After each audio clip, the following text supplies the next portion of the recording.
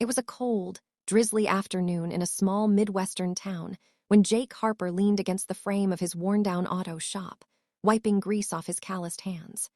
Life hadn't been kind to him lately. Work was slow, bills were piling up, and he was still trying to recover from the hospital debt after his son's pneumonia the previous winter. Despite it all, Jake was the kind of man who couldn't turn away someone in need, even when life had given him every reason to be bitter.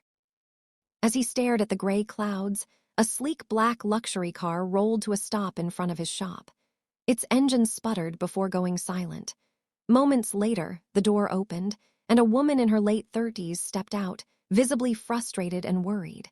Her heels clicked against the wet pavement as she approached. "Excuse me, sir," she said with a strained smile. "My car just died. I don't know what happened. I'm supposed to be on my way to an important meeting." Jake immediately noticed the designer coat, the perfectly styled hair, and the sparkling diamond ring on her hand.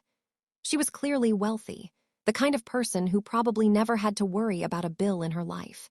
But to Jake, she was just another person stranded on the side of the road in need of help. "Pop the hood. Let's take a look," Jake said. Within minutes, he diagnosed the problem, a dead alternator. She bit her lip as he explained the issue. I don't have any cash on me," she stammered. I need to get to the city for this meeting.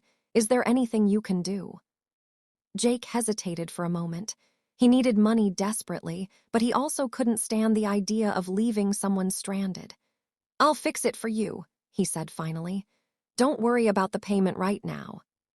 The woman blinked in surprise. You do that?" Jake shrugged. "Car trouble doesn't wait for a wallet. Go sit inside, it's warmer there." She watched as Jake worked tirelessly in the cold drizzle, his fingers numb, his jacket thin against the chill. 2 hours later, the engine roared back to life. She stepped out of the car, genuinely moved. "I don't even know what to say," she whispered. "You've saved me." Jake smiled faintly. "Just drive safe." She hesitated, seemingly wanting to insist on paying, but Jake waved her off. "We'll figure it out later. Go before you miss your meeting." She left, and Jake returned to his small office, chilled to the bone and utterly exhausted.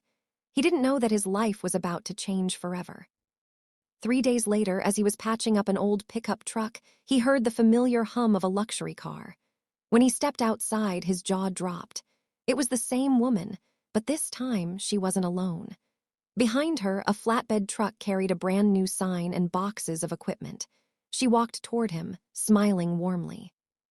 "Jake Harper, right?" she said. "My name is Elizabeth Carter.